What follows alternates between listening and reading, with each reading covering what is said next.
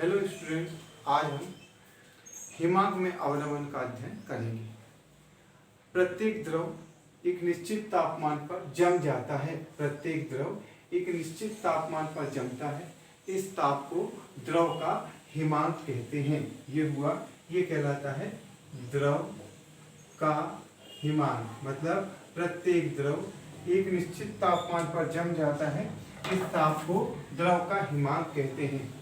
हिमांक वह ताप होता है जिस पर मतलब जैसे अब हिमांक मतलब जो जिस तापमान पर जल जमने लगता है बर्फ में। हिमांक वह ताप होता है जिस पर ठोस अवस्था का वाष्पदाब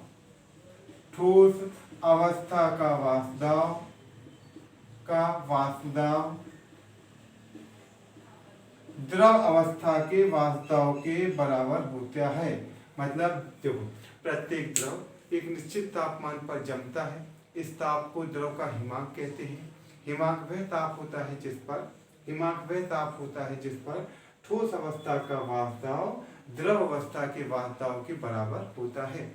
इस ताप पर ठोस तथा द्रव प्रवास्थाएं एक दूसरे के साथ साम्यावस्था या साम्य में रह सकती हैं। प्रत्येक द्रव एक निश्चित तापमान पर जमता है। इस ताप को प्रत्येक द्रव एक निश्चित तापमान पर जम जाता है। इस ताप को द्रव का हिमांक कहते हैं। हिमांक देखो, उसमें क्या था, उबलता है, यहाँ जम जाता है। फिर क्या है, वो उसमें क्या था, क्वथनांक वह ताप होता है। उसमें क्या है, हिमांक वह ताप है जिस पर ठोस अवस्था का वाष्पदाब द्रव अवस्था के वाष्पदाब के बराबर होता है। प्रत्येक द्रव एक निश्चित तापमान पर जम जाता है। जब किसी द्रव को ठंडा किया जाता है तो प्रत्येक द्रव एक निश्चित तापमान पर जम जाता है। इस ताप को द्रव का हिमांक कहते हैं। हिमांक वह ताप होता है जिस पर द्रव अवस्था का वाष्पदाब ठोस अवस्था के वाष्पदाब के बराबर होता है तथा ठोस तथा द्रव अवस्थाएं एक दूसरे के साथ साम्य अवस्था में रह सकती हैं। अब हमें पता है कि जब किसी विलायक में विलेय मिलाकर विलयन बनाया जाता है, तो विलायक में विलेय मिलाकर विलयन बनाया जाता है तो उसके वाष्पदाब में कमी हो जाती है। इसे हम कहते हैं वाष्पदाब में अवनमन। जब किसी विलायक में विलेय मिलाया जाता है तो उसके वाष्पदाब में कमी आती है। इससे हम ये उम्मीद करते हैं या आशा करते हैं कि विलयन का हिमांक विलायक के हिमांक से कम होगा। विलयन का हिमांक देखो, विलयन का क्वथनांक विलायक के क्वथनांक से अधिक होता है तो उसको कहते हैं क्वथनांक में उन्नयन। विलयन का हिमांक विलायक के हिमांक से कम होता है, इसलिए इसको कहते हैं हिमांक में अवनमन। देखो मतलब क्या हुआ कि जब हम देखो विलयन का क्वथनांक विलायक के क्वथनांक से अधिक होता है, इसलिए इसे कहते हैं क्वथनांक में उन्नयन। या क्या हुआ, विलयन का हिमांक विलायक के हिमांक से कम होता है, इसे कहते हैं हिमांक में अवनमन। देखो हमने पढ़ा, ये कहलाएगा हिमांक में अवनमन मतलब होने वाली कमी। और वो क्या था, क्वथनांक में उन्नयन। चलो फिर से अपन एक बार आते हैं। प्रत्येक द्रव एक निश्चित तापमान पर जम जाता है। इस ताप को द्रव का हिमांक कहते हैं। हिमांक वह ताप होता है जिस पर ठोस तथा द्रव अवस्था का वाष्पदाब समान होता है तथा ठोस तथा द्रव प्रवास्थाएं एक दूसरे के साथ साम्य में रह सकती हैं। प्रत्येक द्रव एक निश्चित तापमान पर जमता है। इस ताप को द्रव का हिमांक कहते हैं। हिमांक वह ताप होता है जिस पर ठोस तथा द्रव प्रवास्थाओं का वाष्पदाब समान होता है। जब किसी विलायक में विलेय मिलाया जाता है तो उसके वाष्पदाब में कमी होती है। अतः हम कह सकते हैं कि विलयन का हिमांक विलायक के हिमांक से कम होता है, इसे हम हिमांक में अवनमन कहते हैं। विलयन का हिमांक विलायक के हिमांक से कम होगा, इसे हिमांक में अवनमन कहते हैं। प्रत्येक द्रव एक निश्चित तापमान पर जमता है। इस ताप को द्रव का हिमांक कहते हैं। हिमांक वह ताप होता है जिस पर ठोस अवस्था का वाष्पदाब द्रव अवस्था के वाष्पदाब के बराबर होता है तथा ठोस तथा द्रव अवस्थाएं एक दूसरे के साथ साम्य में रह सकती हैं। किसी विलायक में अवांशील विलय मिलाने पर उसके वास्तव में कमी आती है, वास्तव में कमी आती है। इससे हम कह सकते हैं कि विलयन का हिमांक विलायक के हिमांक से कम होता है, इसे हिमांक में अवनमन कहते हैं। अब वही उसमें भी चित्र था, निम्न चित्र में ताप तथा वार्ताओं के मध्य ग्राफ आलेखित किया गया है। जो बीसी वक्र है ये विभिन्न तापों पर, बीसी वक्र विभिन्न तापों पर विलायक के वार्ताओं को प्रदर्शित करता है। बीसी वक्र विभिन्न तापों पर विलायक के वास्तुदाओं को प्रदर्शित करता है। डीई वक्र विभिन्न तापों पर विलयन के वास्तुदाओं को प्रदर्शित करता है। डीई वक्र विभिन्न तापों पर विलयन के वास्तुदाओं को प्रदर्शित करता है। इसमें वही चीज देखो, विलायक वाला वक्र ऊपर और विलयन वाला वक्र नीचे, मतलब विलयन का वास्तुदाव सदैव कम होगा विलायक से। देखो तीन चीज हुई, वास्तुदाव, क्वथनांक और हिमांक। वास्तुदाव में होता है अवनमन, मतलब विलयन का वास्तुदाव विलायक के हिमांक से कम होगा। क्वथनांक में होता है उन्नयन, मतलब विलयन का क्वथनांक विलायक की क्वथनांक से अधिक होगा। हिमांक में होता है अवनमन, मतलब विलयन का हिमांक विलायक के हिमांक से कम होगा। ठीक, तो ये हुआ। अब एडी वक्र, ये ठोस अवस्था के वास्तुदाव को विभिन्न तापों पर ठोस अवस्था के वास्तुदाव को प्रदर्शित करता है। निम्न चित्र में तापमान, ताप तथा वास्तुदाव के मध्य ग्राफ आलेखित किया गया है। बीसी वक्र विभिन्न तापों पर विलायक के वास्तुदाव को प्रदर्शित करता है। डीई वक्र विभिन्न तापों पर विलयन के वास्तुदाव को प्रदर्शित करता है। और जबकि एबी वक्र जो है, ये जो वक्र है एबी, ये विभिन्न तापों पर, जो वक्र एबी है ये विभिन्न तापों पर ठोस अवस्था या ठोस विलायक के वास्तुदाव को प्रदर्शित करता है। उसमें दो वक्र थे, इसमें तीन वक्र हैं। वक्र बीसी विभिन्न तापमानों पर विलायक के वास्तुदावों को प्रदर्शित करता है। वक्र डीई विभिन्न तापों पर विलयन के वास्तुदावों को प्रदर्शित करता है। वक्र एबी ठोस प्रवस्था या ठोस अवस्था के वास्तुदावों को प्रदर्शित, विभिन्न तापों पर ठोस अवस्था के वास्तुदावों को प्रदर्शित करता है। प्रत्येक द्रव एक निश्चित तापमान पर जमता है, इस ताप को द्रव का हिमांक कहते हैं। हिमांक वह ताप होता है जिस पर ठोस अवस्था का, ठोस तथा द्रव अवस्था का वास्तव समान होता है तथा दोनों अवस्थाएं एक दूसरे के साथ साम्य में रह सकती हैं। विलायक में विलय मिलाने पर वास्तव में कमी होती है, अतः विलयन का हिमांक विलायक के हिमांक से कम होगा, इसे हिमांक में अवनमन कहते हैं। निम्न चित्र में ताप तथा वास्तव के मध्य ग्राफ आलेखित किया गया है। बीसी वक्र विलायक के बाद बीसी वक्र विभिन्न तापमानों पर विलायक के वास्तवों को प्रदर्शित करता है। डीई वक्र विभिन्न तापों पर विलयन के वास्तवों को प्रदर्शित करता है तथा वक्र एबी विभिन्न तापों पर ठोस अवस्था के वास्तव को प्रदर्शित करता है। तो चीज वही है, वही भाषा लिखना है। विभिन्न तापों पर विलायक का वास्तव को प्रदर्शित करने वाला वक्र हुआ बीसी, विभिन्न तापों पर विलयन के वास्तव को प्रदर्शित करने वाला वक्र हुआ डीई, विभिन्न तापों पर ठोस अवस्था के वास्तव को प्रदर्शित करने वाला वक्र हुआ एबी। प्रत्येक द्रव एक निश्चित तापमान पर जमता है, इस ताप को द्रव का हिमांक कहते हैं। हिमांक वह ताप होता है जिस पर ठोस तथा द्रव अवस्था का वास्तव समान होता है।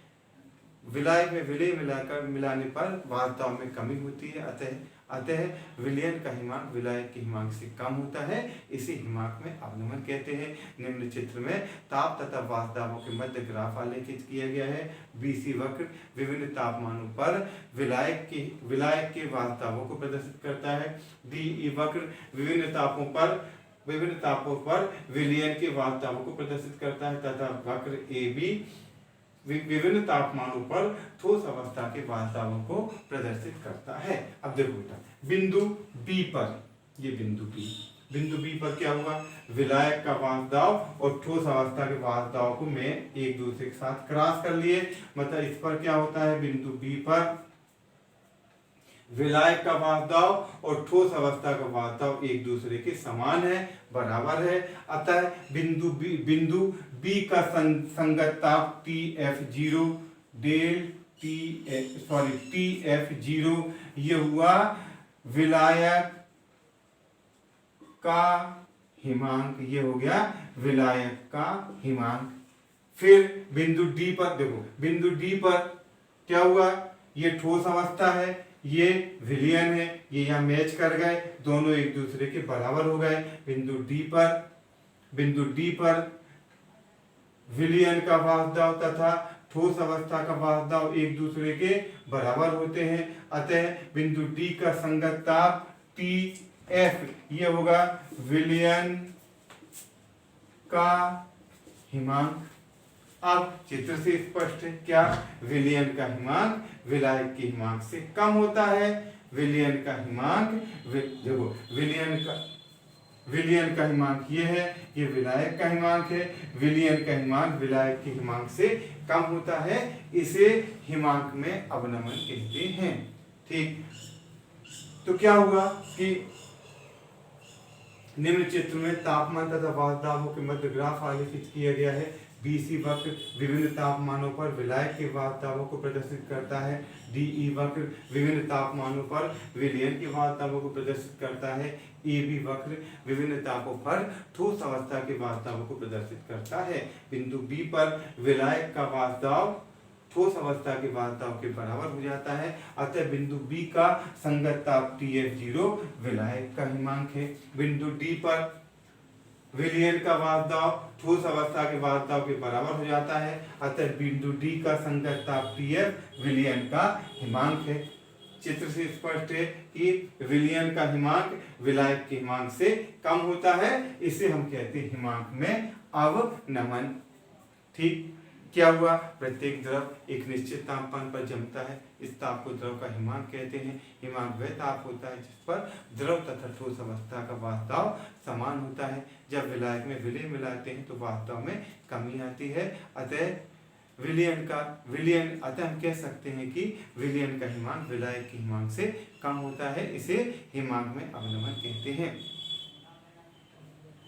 निम्न चित्र में तापमान तथा वाष्पदाबों के मध्य ग्राफ आलेखित किया गया है। BC वक्र विभिन्न तापों पर विलायक के वाष्पदाबों को प्रदर्शित करता है। DE वक्र विभिन्न तापों पर विलयन के वाष्पदाबों को प्रदर्शित करता है, जबकि वक्र AB विभिन्न तापमानों पर ठोस अवस्था के वाष्पदाब को प्रदर्शित करता है।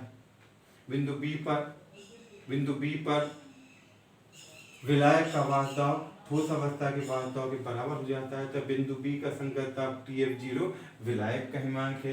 बिंदु D पर विलयन का वाष्पदाब ठोस अवस्था के वाष्पदाब के बराबर हो जाता है, अतः बिंदु D का संगत ताप TF विलयन का हिमांक है। चित्र से स्पष्ट है, विलयन का हिमांक जो है वो पीछे है, विलायक का हिमांक आगे है, मतलब विलयन का हिमांक विलायक के हिमांक से कम होता है, इसे हिमांक में अवनमन कहते हैं। ठीक, ये हुआ तीसरा अनुसंख्यक गुण। अब प्रयोगों द्वारा ज्ञात होता है कि हिमांक में होने वाला अवनमन विलयन की मूललता के समानुपाती होता है। प्रयोगों द्वारा ज्ञात होता है कि डेल टी एफ मतलब दोनों का अंतर, ये क्या होगा, TF0 माइनस TF, इन दोनों का अंतर जो होगा डेल TF समानुपाती मूललता, विलयन की मूललता के समानुपाती होता है। तो फिर वही चीज जो उसमें था, डेल TF बराबर KF गुणित मूललता, इसको लिख दिया समीकरण 1। ये हो गया समीकरण 1, जहां KF एक स्थिरांक है, जैसे मूलल वही का वही, हिमांक अवनमन स्थिरांक कहते हैं। देखो वो था मूलल, उसमें भी था, स्थिरांक उसमें भी था। वो क्या था, मूलल, क्वथनांक, उन्नयन स्थिरांक, ये है मूलल, हिमांक, अवनमन स्थिरांक। KF एक स्थिरांक है जिसे मूलल, हिमांक, अवनमन स्थिरांक कहते हैं। जब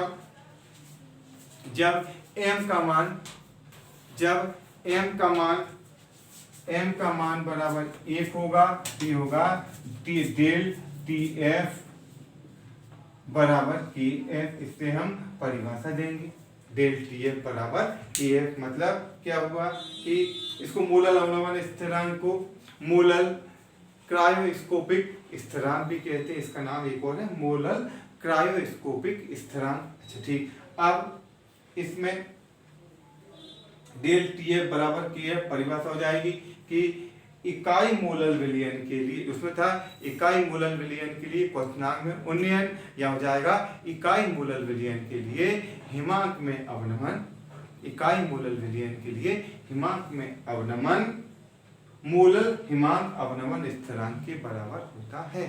इकाई मोलर विलयन के लिए हिमांक में अवनमन मोलर हिमांक अवनमन स्थिरांक के बराबर होता है। उसमें क्या था, इकाई मोलर विलयन के लिए क्वथनांक में उन्नयन, क्वथनांक में उन्नयन मोलर क्वथनांक उन्नयन स्थिरांक के बराबर होता है। तो ये हुआ डेल टी एफ बराबर। अब इसमें हम सूत्र रख देंगे सूत्र में, तो डेल टी एफ बराबर के एफ और मोलरता का सूत्र मतलब डब्ल्यू बी बटे एम बी गुणित 1000 बटे डब्ल्यू ए, ये होगा ग्राम में। ठीक, चलो एक बार फिर से क्विक रिवीजन। प्रत्येक द्रव एक निश्चित तापमान पर जमता है, इस ताप को द्रव का हिमांक कहते हैं। हिमांक वह ताप होता है जिस पर ठोस अवस्था का वाहकताव द्रव अवस्था के वाहकताव के बराबर होता है तथा दोनों प्रवाहताएं एक दूसरे के साथ साम्य में रह सकती हैं। जब विलायक में विलय मिलाते हैं तो वाहकताओं में कमी होती है, अतः विलयन का हिमांक विलायक के हिमांक से कम होगा, इसे हिमांक में अवनमन कहते हैं। निम्न चित्र में तापमान तथा वाहकताओं के मध्य ग्राफ आलेखित किया गया है। बीसी वक्र विभिन्न तापमानों पर विलायक के वाहकताओं को प्रदर्शित करता है। डीई वक्र विभिन्न तापमानों पर विलयन के वाहकताओं को प्रदर्शित करता है। एबी वक्र विभिन्न तापमानों पर ठोस अवस्था के वाहकताओं को प्रदर्शित करता है। बिंदु बी पर विलायक का वाहकताव ठोस अवस्था के वाहकताव के बराबर होता है, अतः बिंदु बी का संगत ताप TF0 विलायक का हिमांक है। बिंदु डी पर विलयन का वाहकताव ठोस अवस्था के वाहकताव के बराबर होता है, अतः बिंदु डी का संगत ताप TF विलयन का हिमांक है। विलयन का हिमांक विलायक के हिमांक से कम होता है, इसे हिमांक में अवनमन कहते हैं। हिमांक में अवनमन प्रयोगों द्वारा पता लगता है कि हिमांक में अवनमन विलयन की मोलरता के समानुपाती होता है। तो डेल टी एफ बराबर के गुणित एम, जहाँ के एफ एक स्थिरांक है जिसे मोलर हिमांक अवनमन स्थिरांक कहते हैं। जब एम बराबर 1 होगा तो डेल टी एफ बराबर होगा के एफ, डेल टी एफ बराबर होगा के एफ।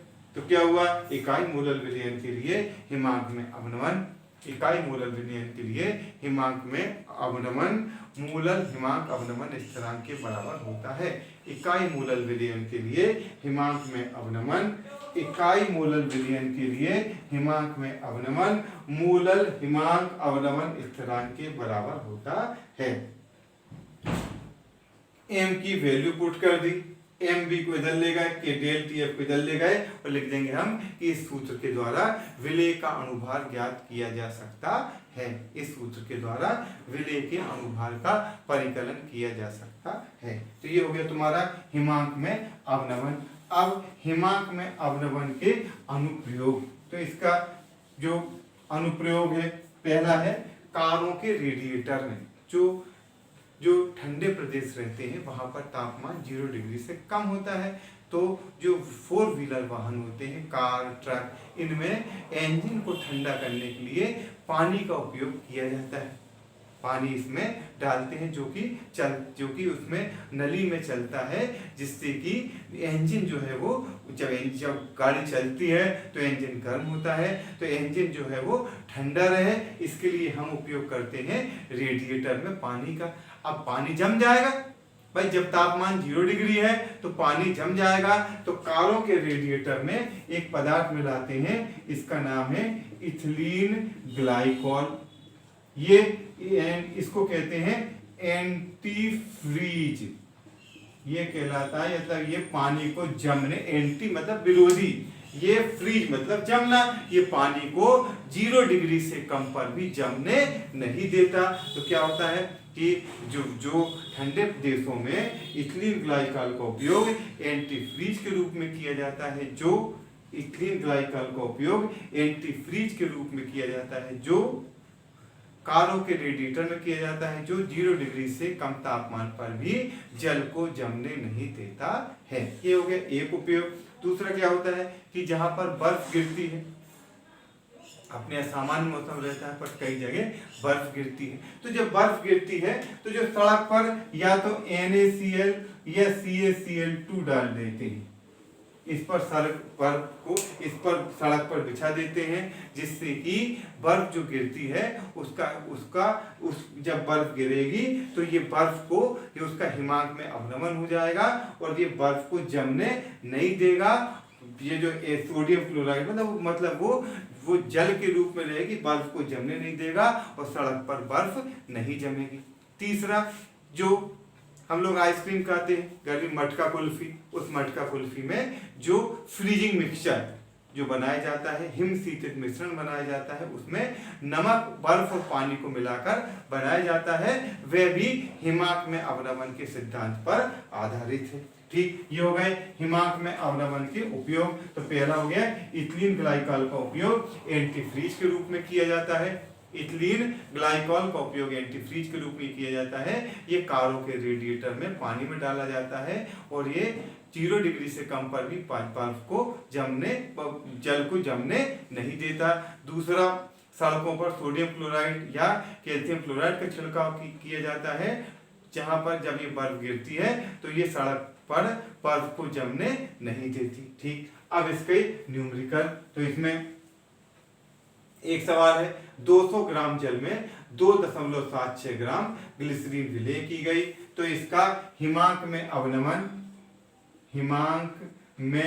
अवनमन आया 2.279। यदि Kf बराबर 1.86 किलो केल्विन पर मोल, मतलब इसका मान जो है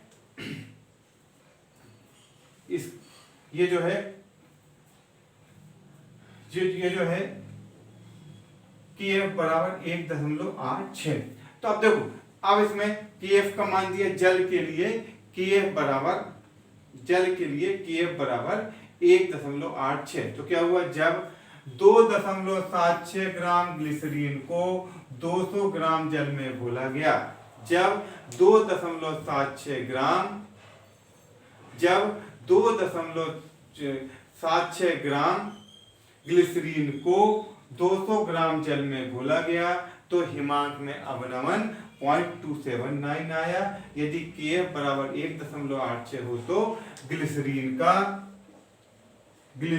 का अणुभार ज्ञात कीजिए, निकालना है ग्लिसरीन का अणुभार। लगभग सवाल वैसा ही है। ठीक है, अब देखो, अब हमें पता है डेल TF बराबर KF गुणित WB बटे MB गुणित 1000 बटा WA। देखो, 2.6 ग्राम ग्लिसरीन 200 ग्राम जल में, मतलब बेटा WB बराबर 2.76, 200 ग्राम जल मतलब ये हो गया 200, KF बराबर हो गया 1.86 और डेल TF जो है वो हो गया 0.279 और निकालना है विलेय का अणुभार MB बराबर क्वेश्चन। तो बस हमें पुट कर दिया इसमें, तो क्या होगा 0.279 बराबर 1.86 गुणित 2.79 बटे MB गुणित 1000 बटा 200। MB को इधर ले जाएंगे, 0.279 को यहाँ ले आएंगे, तो ये आएगा MB बराबर 1.86 गुणित 2.79 गुणित 1000 बटे 0.279 और गुणित 200। ये 2 जीरो से ये 2 जीरो कैंसिल हो जाएगा। ठीक, अब इसको सॉल्व करने पर इसका आंसर आ जाएगा, तुम्हारा शायद 92 है इसका आंसर, ये देख लेना। तो ये हो गया तुम्हारा हिमांक में अवनमन के न्यूमेरिकल। ठीक, अब इसके जो है एक सवाल और है, एक और सवाल देता हूं आपको मैं।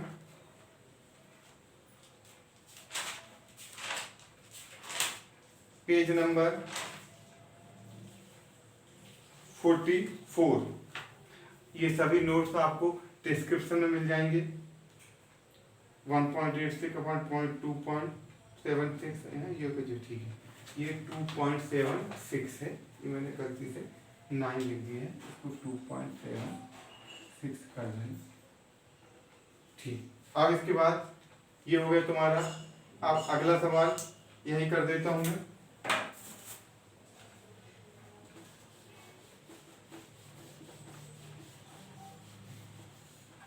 वो भी जल के लिए है, तो इसमें KF तो बराबर होगा, KF बराबर होगा 1.86। एक पदार्थ के 5 ग्राम को, पदार्थ के 5 ग्राम को 50 ग्राम जल में 50 ग्राम जल में घोलने पर 50 ग्राम जल में घोलने पर 1.2 डिग्री हो गया डेल TF। तो निकालना है MB का मान। इसको मैं जल्दी करा देता हूं। तो क्या होगा, डेल TF 1.2 बराबर KF 1.86 गुणित विलेय का भार 5 अणुभार MB गुणित 1000/50। MB को इधर ले आना, 1.86, तो ये हो गया MB बराबर 1.86 इंटू 5 अपॉन 1.2 अब 1000/50। ये 0 से 0, 5 से 5, इसको ये हो जाएगा। ये इसको सॉल्व कर लेना और MB का मान कैलकुलेट कर देना। ठीक, थैंक यू बेटा। इसके होमवर्क के सवाल भी कर लेना। ओके।